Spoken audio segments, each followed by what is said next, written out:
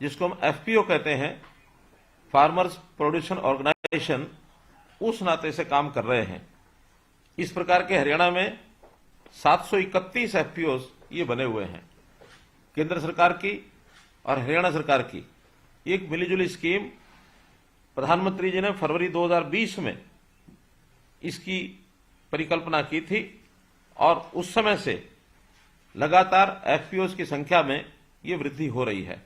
FPO के बनाने के पीछे हेतु ये है कि कई बार छोटे किसान अपनी फसल का ठीक से लाभ नहीं ले पाते, वो उसको सॉर्टिंग पैकेजिंग नहीं कर पाते और कई बार फसल जो है, खास करके फल हैं, सब्जियां हैं, जिन फसलों की जो आयु होती है बहुत कम होती है, 2 से 4 दिन तक अगर उपयोग न किया जाए तो खराब हो जाती हैं।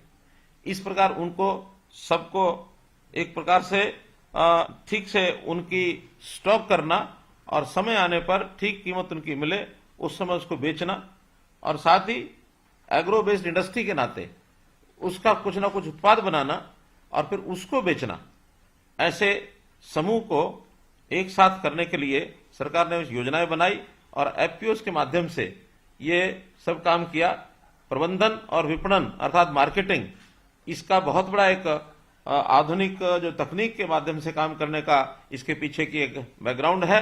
तो जो किसान जागरूक, प्रगतिशील, जिसको हम प्रोग्रेसिव फार्मर कहते हैं, उन्होंने मिल करके ये सब एफपीओ बनाए हैं।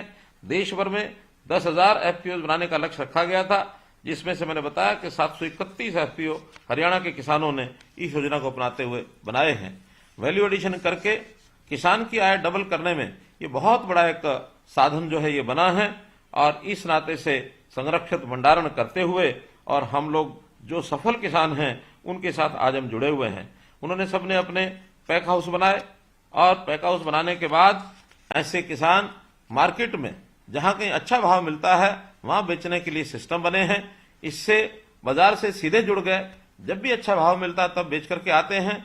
और खासकर बीच में जो लोग ऐसे होते हैं जिनको जो हमारे लाभ में से हिस्सा बांटते थे, उनकी बजाय सीधा ही मार्केट में जुड़ने से और लाभ ज्यादा होने लग गया है।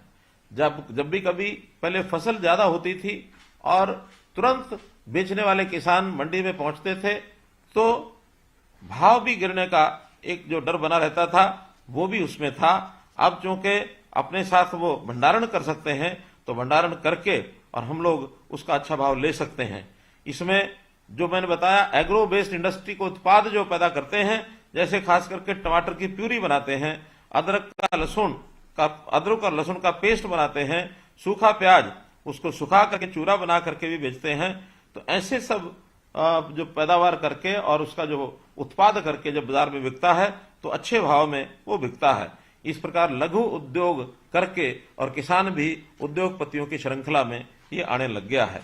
और हमें जैसा कई जिलों के अंदर विशेष प्रकार की फसल जो पैदा होती है, सिरसा में कीनू है, कुरुक्षेत्र में आलू है, करनाल में सब्जियां हैं, जिला सोनीपत में बेबी कॉर्न और मशरूम ये बहुत होता है। तो इस प्रकार का जो उत्पाद है उसको सारे यानी देश में, खास करके हमारी दिल्ली और इसके आसपास की जो मार्केट है उसको भी करने के लिए और एक अवसर जो उनको मिला है।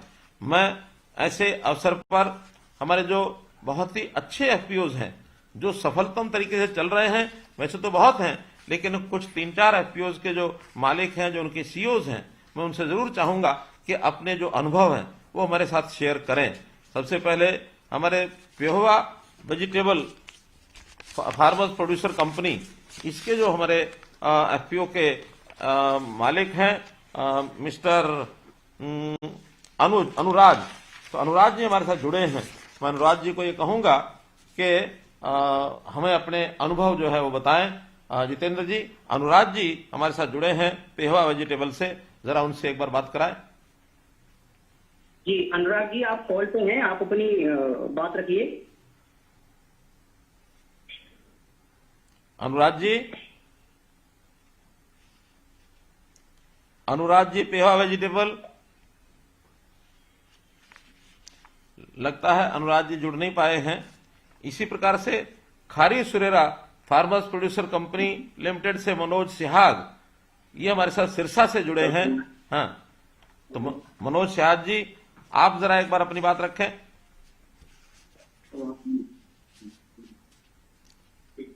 मनोज सिहाग जी, जितेंद्र जी जोड़िए जरा मनोज सिहाग जी को। जी हम मनोज जी को ले लेते हैं सर। प्रॉब्लम। हाँ मनोज जी आप कॉल पे हैं, आप अपनी बात रखिए।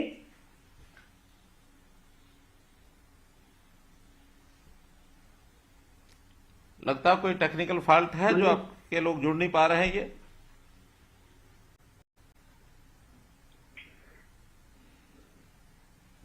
मनोज सिहाग जी, मनोज जी सर लाइन पे हैं, एक बार अपनी बात रखिए, अपने फोन को अनम्यूट कीजिए।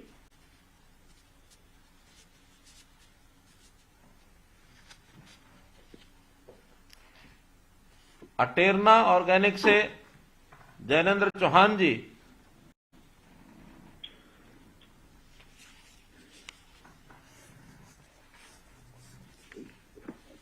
हेलो जैनेन्द्र चौहान जी,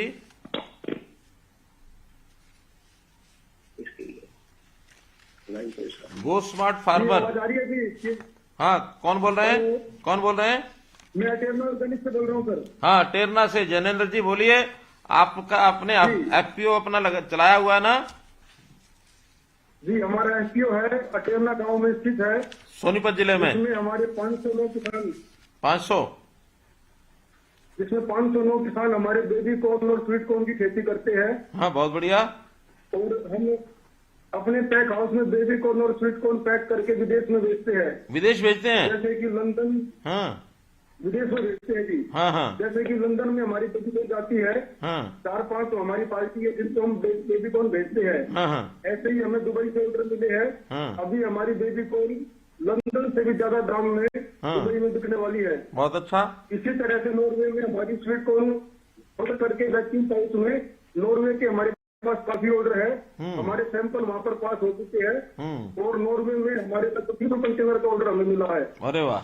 हाँ पहले हम अपनी baby corn sweet corn Azadpur सब्जी मंडी में बेचते थे, जिसमें हमें 50 से 60 रुपए किलो का रेट मिलता था।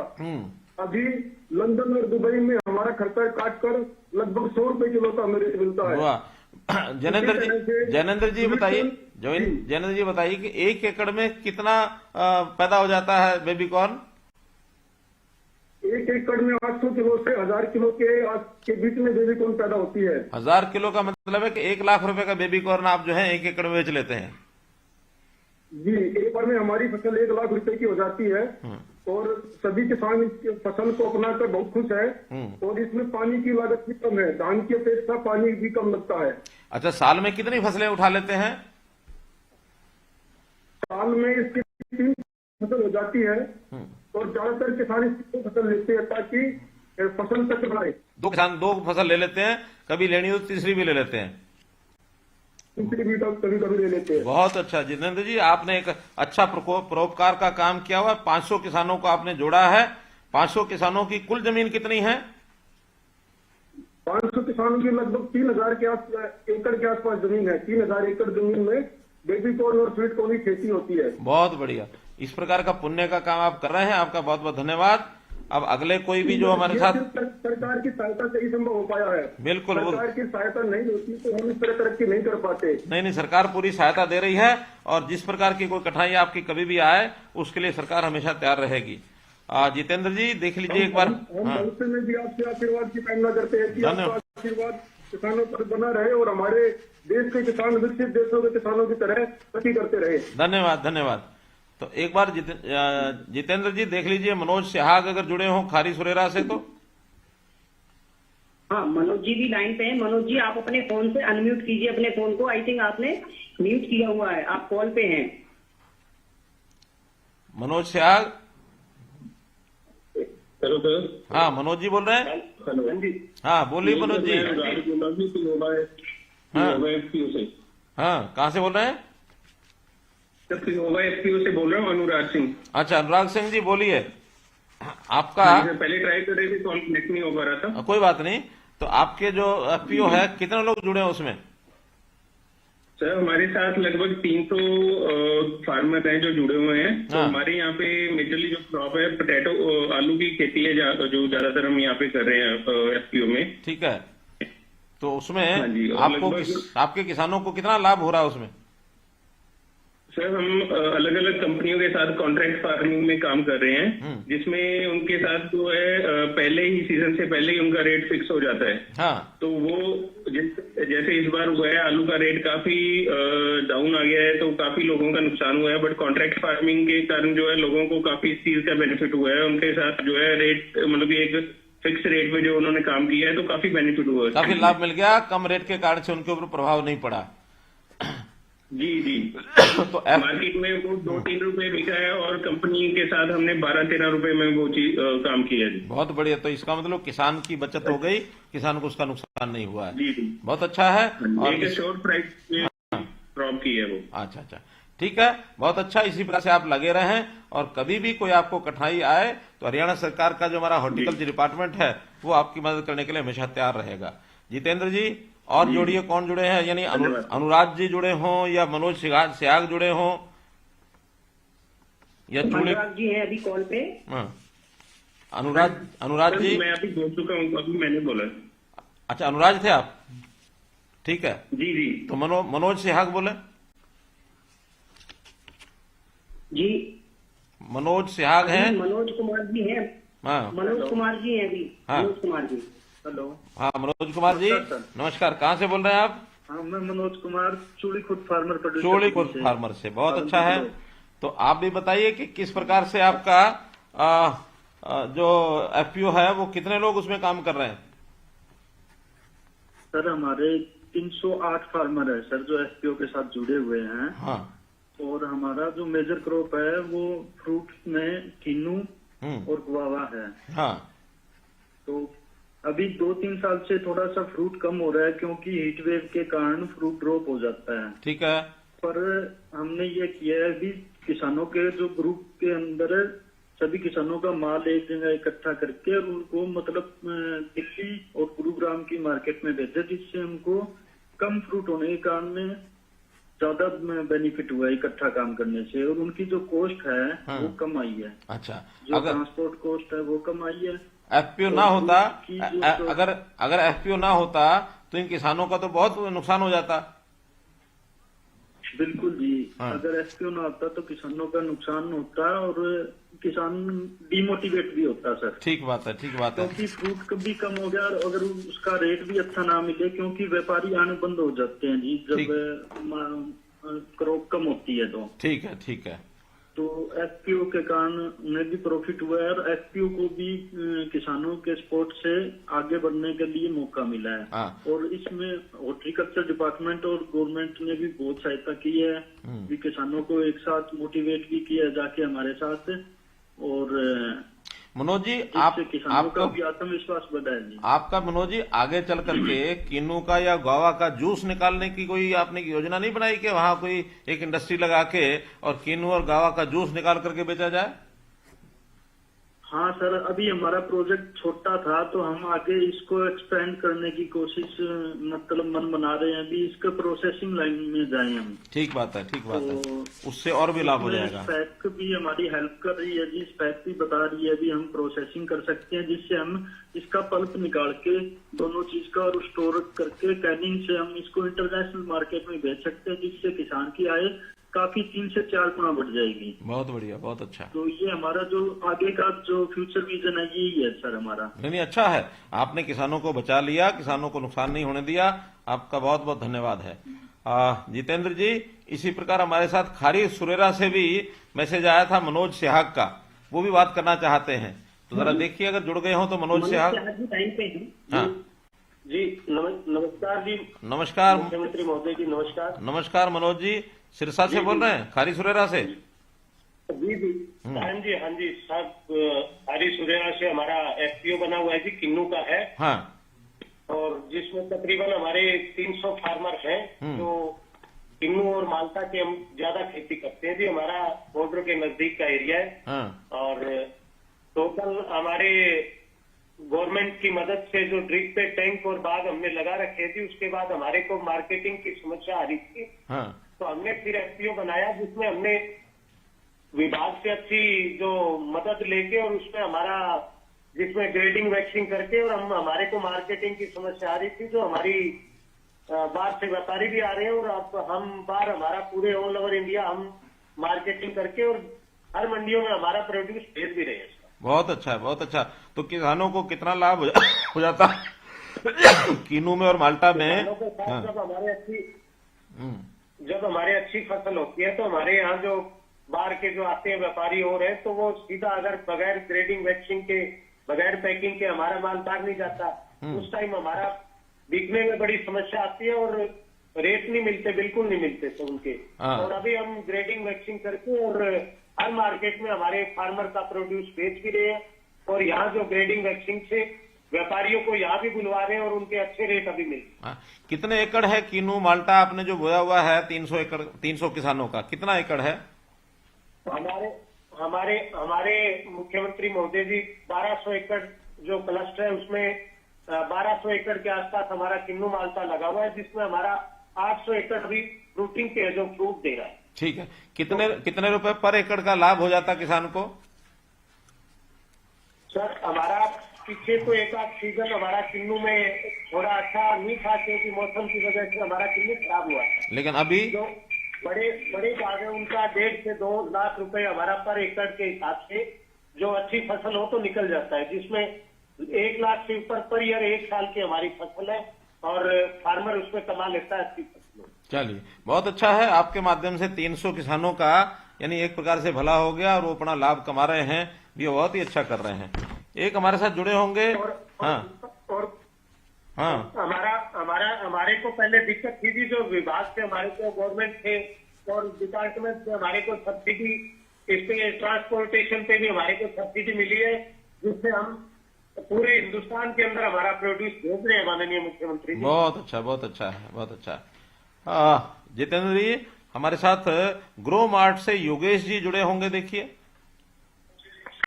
हाँ, योगेश जी लाइन पे हैं। हेलो, नमस्कार। नमस्कार योगेश जी। जी सर, मैं ग्रो स्मार्ट फार्म प्रोड्यूसर से बोल रहा हूँ, डायरेक्टर ऑफिसर में। हमारे यहाँ टोटल जो फार्मर हैं वो 300 फार्मर हैं। 300 फार्मर, ठीक है। हाँ, 300 मेंबर हैं, और हम कॉन्ट्रैक्ट फार्मिंग करते हैं। एक कैनेडियन कंपनी है जिसका नाम मैकेन है। मैकेन, हाँ जी। वो बेसिकली कॉन्ट्रैक्ट फार्मिंग करते हैं। पोटैटो का है हमारे पास। तो उसमें क्या रहता है कि हम शॉर्टिंग ग्रेडिंग करके इसको कोल्ड स्टोर में लगाते हैं। जैसे कि आपकी बार आलू का रेट 3-4 रुपए मंडी में रहा है, और हमने जो बाय किया है फार्मर से वो 10 रुपए में बाय किया है एवरेज प्राइस में। ठीक है। तो ये आलू का चिप्स वगैरह की कंपनियां वो लेके जाती हैं आपसे? हाँ जी, ये फ्रेंच फ्राइज के लिए जाती हैं, जिसकी फ्रेंच फ्राइज टिक्की स्माइलीज ये बनती है ना, इन कंपनियों में जाता है सर ये। बहुत अच्छा है, बहुत अच्छा है। तो आपके द्वारा इतना बड़ा लाभ हो रहा है लोगों को, तो इसमें कुल मिला के 300 किसानों का भला ये हो रहा है। बहुत ही अच्छा है। देखिए, कुल मिलाकर हमने 4-5 लोगों से जो बातचीत की है, लगभग 300, 400, 500 लोगों के किसानों के जो समूह बने हैं, इतने लोगों को इस प्रकार का लाभ होना, सामान्य स्थिति में 1 लाख से 1.5 लाख 2 लाख रुपए एकड़ तक का भी लाभ इनको सबको मिल रहा है। और कभी मान लो छोटी मोटी कोई नुकसान भी होता है, तो अपनी योजना से सारा इकट्ठा जब बाजार में बेचते हैं, वो नुकसान इनका पूरा हो जाता है, भाव भी अच्छा मिल जाता है। तो एक अच्छे काम के नाते से ये एक स्कीम भारत सरकार की, हरियाणा सरकार की मिलकर के चल रही है।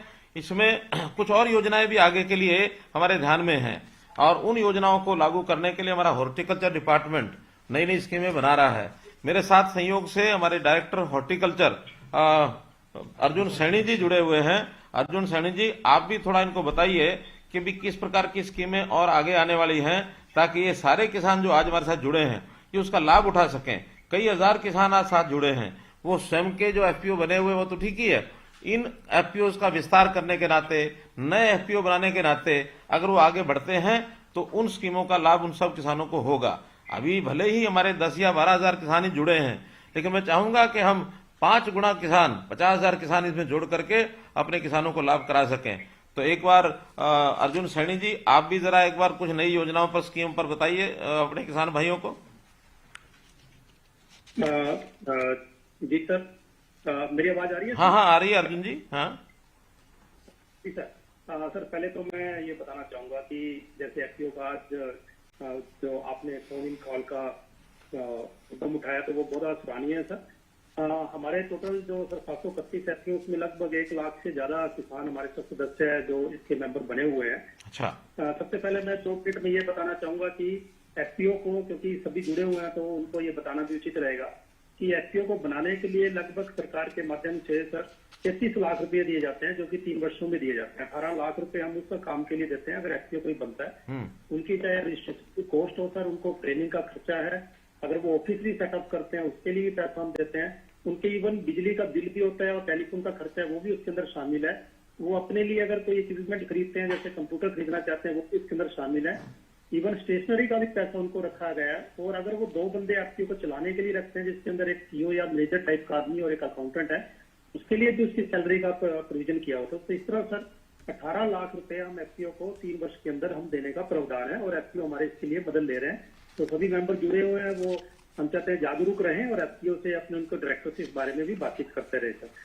इसके अलावा सर दूसरा छोटा पॉइंट ये भी है कि इक्विटी ग्रांट भी हम देते हैं कि जो भी एफपीओ सर अपना 2000 पे अगर एक अमाउंट रखा हुआ है, मेंबर अगर 300 मेंबर 6 लाख रुपए अगर इकट्ठा कर लेता है, 6 लाख की सरकारी सहायता सरकार की तरफ से डायरेक्ट दिया, 6 लाख उनके होंगे, 6 लाख हमारी तरफ से दिए जा रहे हैं सर। तो ऐसे सर ये टोटल अमाउंट हम 15 लाख तक का इक्विटी ग्रांट दे सकते हैं। तो इस अमाउंट के अलावा सर एफपीओ को अलग अलग तरह की सुविधाएं हैं, जिसके अंदर अगर वो अपने क्लस्टर के अंदर कोई पैक हाउस लगाना चाहते हैं, जैसे अभी सर आपने 5 एफपीओ के साथ चर्चा किया, तो हर एक क्लस्टर के अंदर उन्होंने अपने पैक हाउस लगाया है। तो पैक हाउस के अंदर अगर कोई वो ग्रेडिंग पैकिंग मशीन है, अगर पैकेजिंग करना चाहते हैं, वॉशिंग करना चाहते हैं, कोल्ड स्टोर करना चाहते हैं, उसके साथ ट्रांसपोर्ट करना चाहते हैं और ट्रांसपोर्ट के ऊपर सब्सिडी, तो ये सभी प्रावधान है। तो ये स्कीम हरियाणा भर में ऐसे इंटीग्रेटेड पूरे भारतवर्ष में हरियाणा भर में सर चल रही है। सर आपको विदित होगा पिछले केंद्रीय मंत्री जी ने 33 पैक हाउस का एक साथ उद्घाटन किया था, जो कि भारतवर्ष में पहला अपने आप में एक ऐसा उपक्रम था और बड़ा सराहनीय कदम रहा है।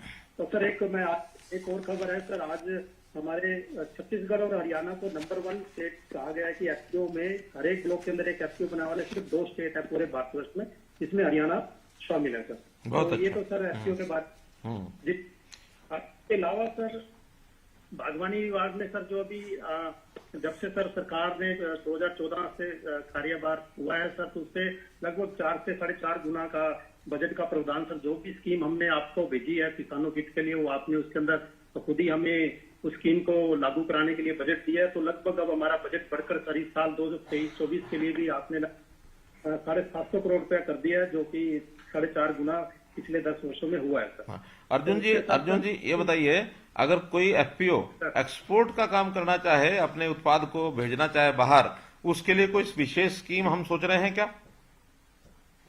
सर तो सर पहले तो ये बात है कि जो भी कोई पैक हाउस होगा, उस पैक हाउस को अपीडा का नॉर्म होता है सर। अपीडा जो एक्सपोर्ट एजेंसी है गवर्नमेंट ऑफ इंडिया की, वो पैक हाउस पहला अपीडा उसको एक्रेडिट करता है कि हाँ ये एक्सपोर्ट के लायक है।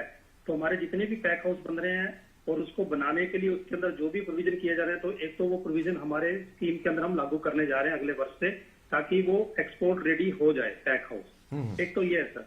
दूसरा सर उसके अलावा अगर हमारा एफपीओ अपना माल बाहर भेजना चाहते हैं तो उनको 2 चीजों की दिक्कत आती है।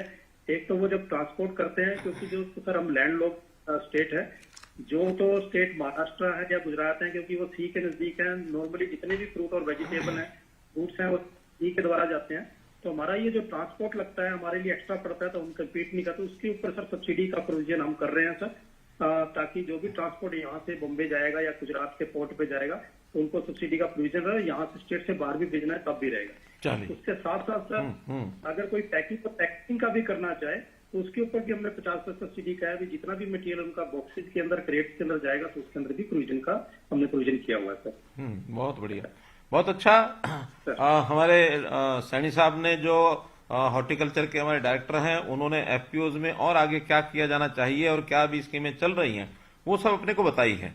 मेरा भी सभी किसान भाइयों से ये निवेदन है कि हम इस प्रकार के एफपीओज जहां भी कम बने हैं, कोई कोई बना है, क्योंकि गांव हमारे बहुत हैं, एरिया भी हमारा बहुत है, कुछ ही जिलों में एफपीओ बने हैं। 731 एफपीओ, भले उसमें जैसा बताया रजिस्टर्ड 1 लाख किसान हैं, छोटे छोटे किसान भी हैं, लेकिन किसानों की संख्या तो बहुत है। 7-7.5 लाख किसान सीधा प्रोड्यूस अपना करता है। तो ये सब किसी न किसी प्रकार से एफपीओ के साथ जुड़ें, और जो हमारे प्रोग्रेसिव किसान हैं वो अपने जैसे प्रोग्रेसिव किसान और तैयार करें, और जो तैयार करेंगे तो इसके लिए भी हमने चिट्ठी जारी कर दी है। इसमें जो प्रोग्रेसिव फार्मर्स हैं, नए प्रोग्रेसिव फार्मर्स बनाने के लिए उनको भी इंसेंटिव दिया जाएगा। तो हम खेती के काम में किसान को किस प्रकार से लाभ पहुंचा सकें, इसकी हमारी योजना है। हमने जो ये हमारे एफपीओ हैं, एक प्रकार का देखा जाए तो ये सहकारी क्षेत्र का एक नया स्वरूप है। तो इस सहकारी क्षेत्र में इस प्रकार के काम हम करते चले जाएंगे तो बहुत बड़ा विस्तार होगा। हम देखते हैं गुजरात की एक कंपनी अमूल डेयरी आनंद गांव से एक छोटे से स्वरूप में वो खड़ी हुई थी, और इतने छोटे स्वरूप के बाद उन्होंने अपना जो विस्तार करते करते बढ़ाते हुए एक बहुत बड़ा विशाल उद्योग पूरे दुनिया भर में वो काम कर रहा है। कई उनके उत्पाद हो गए हैं। तो ऐसे ही करके हम भी अपने जैसे वीटा का अपना दूध है उसका भी विस्तार कर रहे हैं। हमने फॉरेन कोऑपरेटिव हाउस भी बनाया है ताकि विदेश में एक्सपोर्ट कर सकें, उसमें भी कोऑपरेटिव विभाग हमारा काम कर रहा है। हमारा एक्सपोर्ट कैसे आगे बढ़े इसके लिए हम लगातार काम कर रहे हैं। मेरे 1-2 निवेदन और किसान भाइयों से हैं। पहला निवेदन कि हम अपने यहाँ प्राकृतिक खेती इसको प्रमोट करें, ताकि रासायनिक खाद में भी उत्पाद में उसका असर होता है, उसका जो शरीर को हानि होती है, अगर हम उसको प्राकृतिक खाद के नाते से उसमें उपयोग करेंगे, शरीर का जो नुकसान होने वाला जो हिस्सा है वो दूर हो जाएगा, हमारा शरीर स्वस्थ रहेगा। तो इस ओर आगे बढ़ना चाहिए। ऐसे ही दूसरा हिस्सा है कि हमारे पानी की बहुत कमी है। तो हम जहां भी कोई अपने यहाँ खेती करते हैं, बागवानी करते हैं, सब्जियां बुआई करते हैं, तो उस पर जहां तक संभव हो सके खुली सिंचाई के बजाय माइक्रो इरिगेशन, टपका सिंचाई अथवा फुहारा सिंचाई, इससे अगर हम काम करेंगे तो इसका हमको एक बहुत बड़ा लाभ होगा। मैंने आज आप सब लोगों से इतना जो विस्तार से बातचीत की है, मुझे बड़ा आनंद आया है कि इसका बहुत बड़ा लाभ जो है ये हम उठा रहे हैं।